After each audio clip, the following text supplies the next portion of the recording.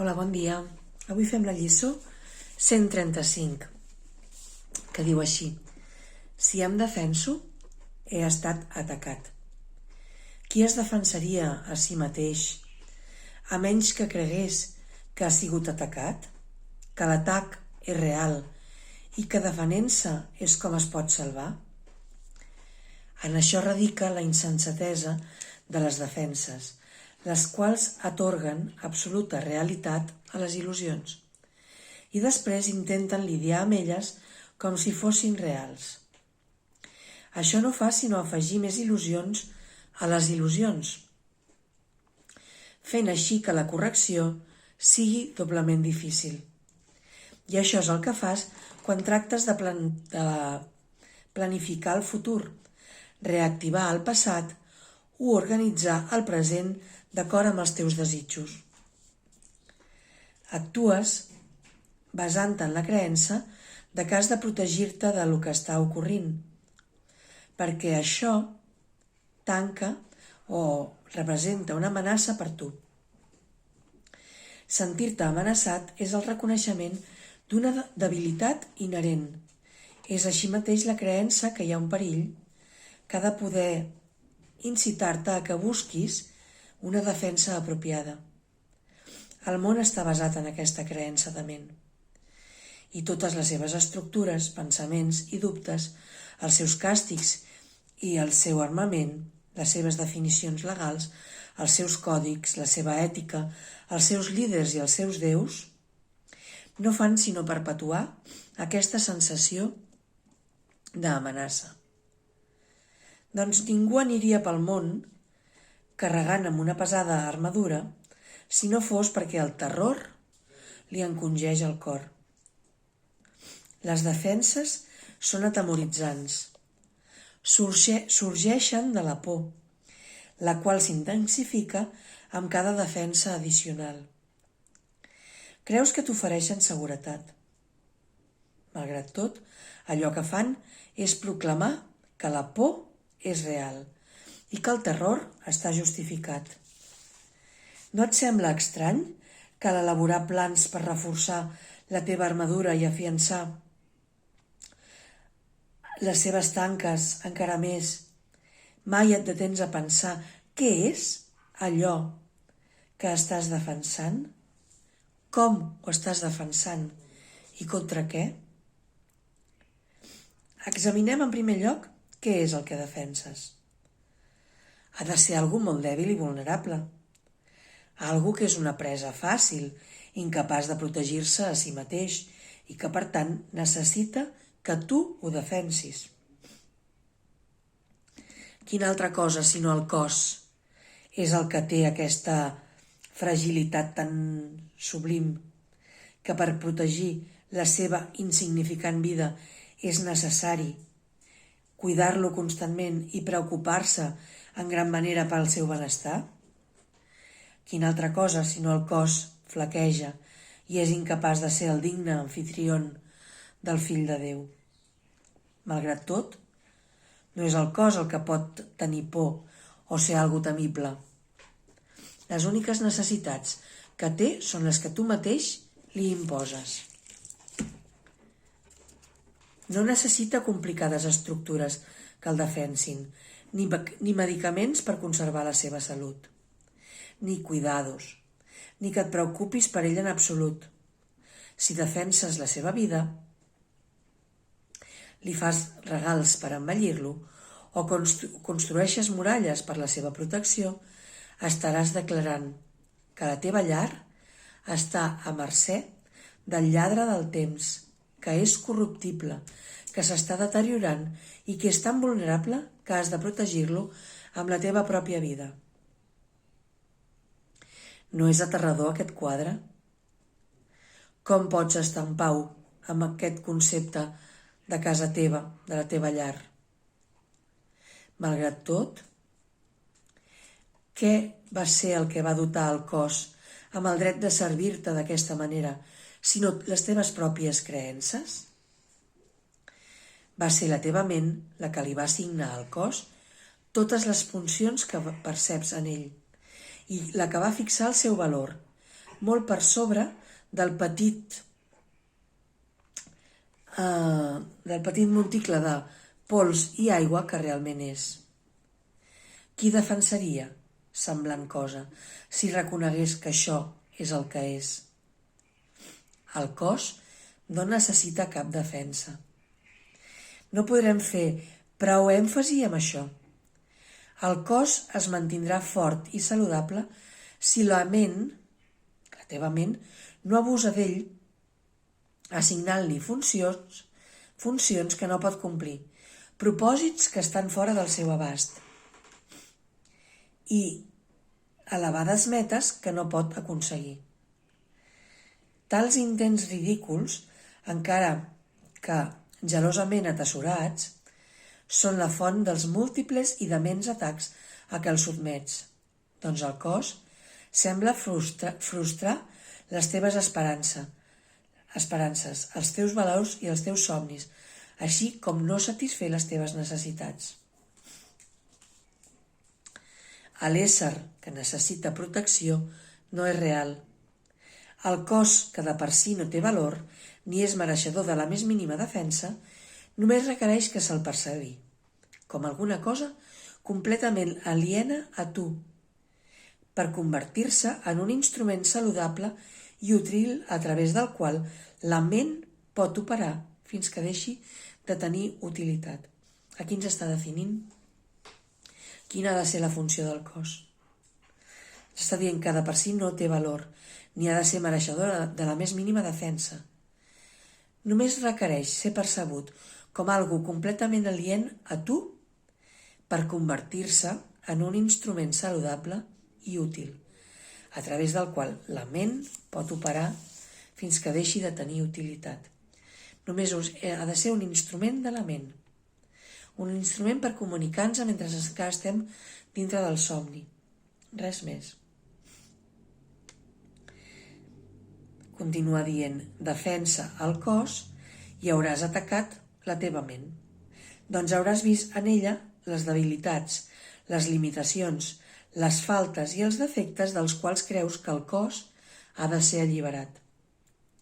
D'aquesta manera no podràs veure la ment com alguna cosa separada de les condicions corporals i descarregaràs sobre el cos tot el dolor que procedeix de concebre a la ment com fràgil, limitada i separada de les altres ments i de la seva font.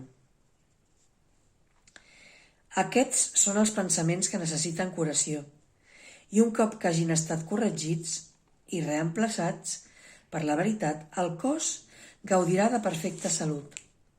La veritat és l'única defensa real del cos. Malgrat tot, recorreixes a ella per defensar-lo? El tipus de protecció que li ofereixes no el beneficia en absolut, sinó que li afegeix més angoixa a la teva ment. I no sol no et cures, no et guareixes, sinó que elimines tota esperança de curació, doncs no pots veure on s'han de dipositar les esperances si és que aquestes han de ser esperances fundades. La ment que ha sanat no planifica, simplement porta a terme els plans que rep en escoltar a una sabidoria, a una saviesa que no és la seva. La ment que ha sanat espera fins que se li indiqui allò que ha de fer i després procedeix a fer-ho. No depèn de si mateixa per res, encara que confia en la seva capacitat per dur a terme els plans que se li assignen. Descansa, serena, en la certesa de que cap obstacle pot impedir el seu avanç cap a l'aconseguiment de qualsevol objectiu que serveixi al gran pla que es va dissenyar per al bé de tots. La ment que ha sanat s'ha alliberat de la creença de que ha de planificar, si bé no pot saber quin seria el millor desenllaç, els mitjans pels quals aquest es pot aconseguir, ni com reconèixer el problema que el pla té com propòsit solucionar. La ment no podrà fer sinó un mal ús del cos al fer els seus plans mentre no reconegui que això és així. Però quan accepti que això és veritat, sanarà i deixarà a un costat el cos. Forçar el cos a que s'amotlli els plans que una ment no curada traça per salvar-se a si mateixa és el que fa que el cos emmalalteixi. En tal cas, el cos no és lliure per ser un instrument d'ajuda en un pla que li ofereix molta més protecció de la que ell podria prestar-se a si mateix i que per un temps requereix dels seus serveis. Quan s'utilitza amb aquest propòsit, el cos, la salut està assegurada. Doncs tot allò de lo que la ment es valgui per tal fi funcionarà perfectament i amb la fortalesa que se li ha atorgat, la qual no pot fallar. Tal vegada no sigui fàcil adonar-se de que els plans que un mateix inicia són només defenses, al ser el seu propòsit el mateix per al que es van concebre totes les defenses. Aquests plans constitueixen els mitjans a través dels quals una ment atemorida intenta fer-se càrrec de la seva pròpia protecció, a costa de la veritat. Això es pot reconèixer fàcilment en algunes de les formes que adopta aquest autoengany, en les que la negació de la realitat és molt evident. No obstant, poques vegades es reconeix que fer plans és en si una defensa. La ment que es dedica a fer plans per si mateixa està tractant de controlar aconteixements futurs. No creu que se la proveirà de tot quan pugui necessitar, a menys que ella mateixa ho faci. El temps es converteix en algo en el que s'enfatitza és el futur, el qual s'ha de controlar mitjançant l'aprenentatge i l'experiència derivada de successos passats i de les creences que es resguarden o que es tenen. Aquesta ment passa per alt al present, basant-se en la idea de que el passat li ha ensenyat lo suficient com per permetre'l dirigir la seva futura trajectòria. La ment que fa plans, per tant, no permet cap canvi. El que va aprendre en el passat es converteix en la base dels seus futurs objectius. Les seves experiències passades determinen la seva elecció de lo que ha de succeir i no s'adona de que aquí i ara es troba tot quan necessita per garantir el seu futur, molt diferent del passat, lliure de la continuïtat de les velles idees i de les creences malaltisses. No hi ha ansietat respecte al pervenir, doncs la confiança present està a càrrec del futur. Les defenses són els plans que emprens per atacar la veritat. Repetirem això, Les defenses són els plans que emprens per atacar la veritat. El seu objectiu és seleccionar allò a lo que tu dones conformitat i descartar allò que consideres incompatible amb les teves creences sobre el que és la teva realitat. No obstant, allò que queda certament no té cap significat, doncs la teva realitat és la amenaça que les teves defenses intenten atacar, ocultar, destripar i crucificar. A cas no ho podries acceptar si sapiguessis que tot quan passa, tot aconteixement passat, present i futur és amorosament planejat per aquell, l'únic propòsit del qual és el teu bé? Tal vegada no hagis entès bé el seu pla, doncs ell mai podria oferir-te dolor. Però les teves defenses no t'han deixat veure la seva amorosa benedicció il·luminant cada pas que sempre has donat. Mentre feies plans per la mort, ell et conduïa dolçament cap a la vida eterna. La teva present confiança en ell és la defensa que et promet un futur tranquil, sense cap vestigi de patiment i ple d'una joia que és cada vegada més gran, a mesura que aquesta vida es torna un instant sant, ubicat en el temps, però reconeixent únicament la immortalitat. No permetis que cap defensa, excepte la teva present confiança, dirigeixi el futur, i aquesta vida es convertirà en una trobada significativa amb la veritat, la qual només les teves defenses podrien amagar. Sense defenses, et converteixes en una llum que el cel mateix, ple de gratitud, reconeix com a pròpia i et conduirà pels camins que es van dissenyar per la teva felicitat, d'acord amb el pla ancestral que va començar quan va néixer el temps. Els teus seguidors uniran la seva llum a la teva i aquesta augmentarà fins que la felicitat completa il·lumini el món.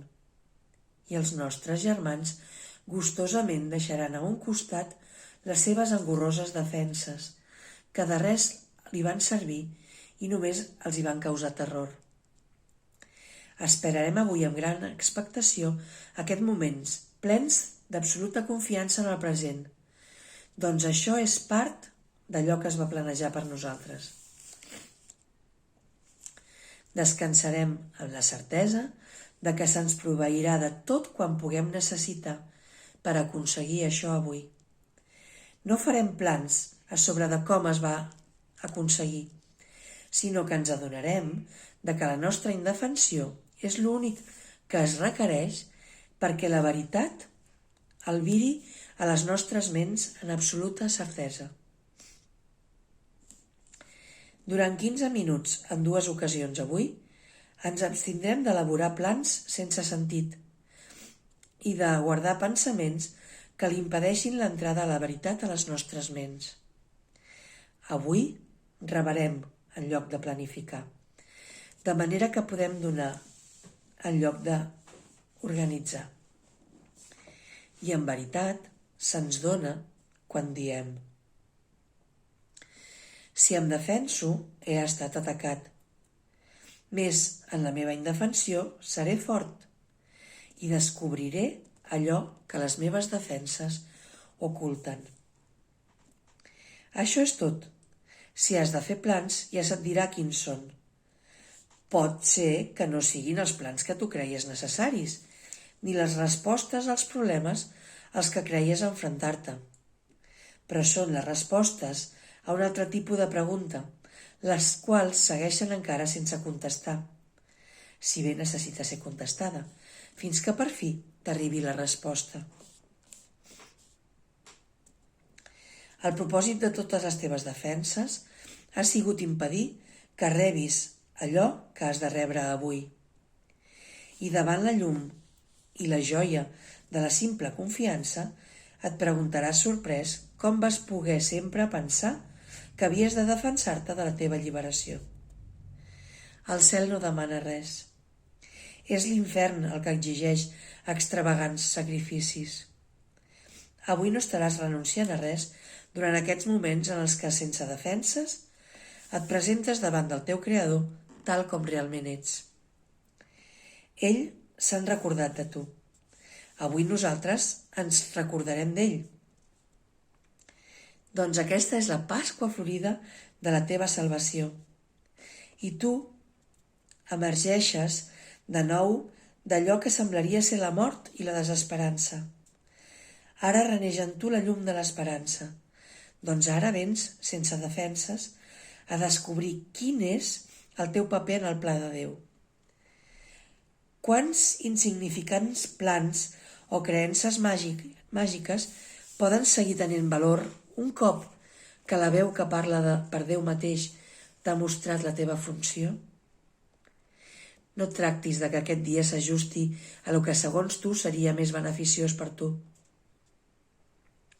Doncs no pots ni imaginar tota la felicitat que t'arriba sense que tu hagis de planejar res.